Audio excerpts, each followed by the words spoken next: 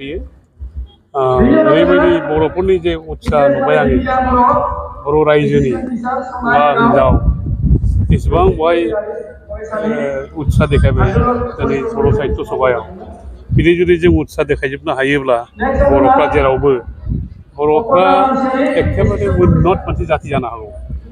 मस्त मोजां जाथि जानो हागौ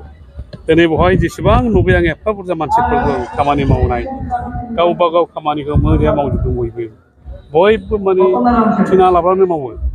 गावनि खामानिखौ मावदों बयबो मोजाङैनो मावदों भेरि साक्सेसफुल मोनसे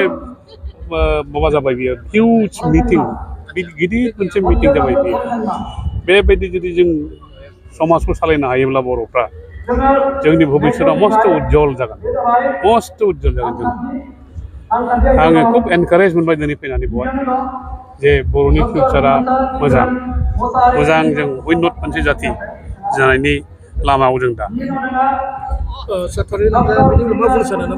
बर' हारिया मोनसे second largest population of Assam state सासे समाव थारैनो बड'लेण्ड स्टेटखौ मोनमारगोन नामा सार बिदि बुंनो सानो बेखौ बुंनाया दिगदार खिन्थु बर'फ्रा माने नोंसोर नाय 50 बोसोर सिगाङाव जों बर'फ्रा जेबायदिमोन दा बै बर'फोर नंला दा जों दा माने बुस्थु एडभान्स जाबाय बर'फ्रा आरो बेनिफ्राय जोङो अनेक खस्थ'नि बिथोराव जों फैबाय दा जोंहा इन्सार्जेन्सि दंमोन गावजों गाव जुद्ध नांलायनाय दंमोन दस्रा जुद्ध नांनाय दंमोन अनेकखिनि भायलेन्स दंमोन बड'लेण्ड एरियायाव दा दिनै जोङो सान्तिपुर्ण मोनसे भाबाव दङ आरो नैबे भाबखौ लानानै नैबे अबस्थाखौ लानानैनो जोङो जा प्रग्रेस लामायाव जों थांनो हायो दा जोंहा भायलेन्स गैलिया बड'लेण्डआव सिगाङाव माने ओरैबायदि भायलेन्स दंमोन जे जोङो माने न'आवनो थानो गियोमोन जोंनि न'आव जों थानो गिनाय बायदि मोनसे परिस्थिति दंमोन दा बे गैलिया जोंनाव दा सान्तिपुर्ण गासिबो जेरावबो बर' जेराव बर' एलेखा दं बेवहाय बिटिएडिआव जाथों दस्रायावबो जाथों बर'फ्रा सान्ति भाबै रायजो जागासिनो दं दा बे सान्तिनि सुबिदाखौ लानानैनो जोङो मस्त आगुवायनानै थांनो हायो जोङो माखासे जिखिनि मेलावहाय जोंनि बर'फोरनि थाखाय माखासे मेन एजेन्डाफोर सावरायनाय जादों नामा सार बेवहाय जिखिनि जोंनि बर' थुनलाइ आफादनि गेजेरजों माबाफोर मेन इस्युस रिलेटेड टु बर'फोरनि थाखाय मेन इस्युसआ जे बर' साहित्य सभा बर' थुनलाइ आफादा साननो खुब दरखार जे भाषाखौ जों बोरै इमप्रुभ खालामनो हायो बर' भाषा माने दाबो इमप्रुभ भाषा जायाखै जोंना अनेकखिनि जों माने शब्दखौ दाबो जों नागिरना मोना माबायदि एक्सेस खालामनांगौ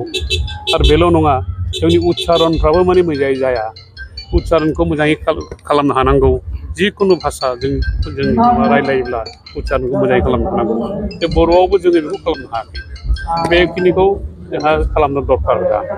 बर' थुनलाइ आफादा बेखौ खालामनो खुब दरखार लासैनो खालामो मेन जों नुनो मोनो गोबां माने बेबायदि माने एडुकेटेड पार्सन्सफ्रा माने बर' हारिखौ बर' शब्द रायलायनो हायो ओरैबायदि रायलायो माने बर' पियर बेनि सारा मा बुंनो सानो बर' पियरखौ माने गोबाव लागोन समाया पियर बर'खौ आंथ' रायलायनो हाखाया आंबो बुजिनाय नङा रायलायोब्ला दा बेखौ मोजाङै फोरोंनांगोन मोजाङै शुद्ध खालामनांगोन आरो भाषाखौ नाय नों दा प्रत्येक भाषायानो मिक्सआप जाजोब्बाय नों जुदि एसामिसबो रायलायो नोङो दा बेंगलि रायलायो बा हिन्दी रायलायो समाय दस्रानि भाषाबो हाबफैयो नङा होमबा इंलिसनि वार्डबो हाबफैयो दस्रा हाबफैयो दा बर'नि भाषायाव बे बुरजासिन दङ असमिया वार्ड थायो इंलिस वार्ड थायो शब्दफ्रा थाजोबो मिक्स जाजोबो आरोखि बे माने बेखौ जोङो मोजाङै सिन्था खालामनानै जोङो आसल गोदान वार्ड लाबोनांगोन बेखौ इउज खालामनो हानांगोन थेंक इउ सार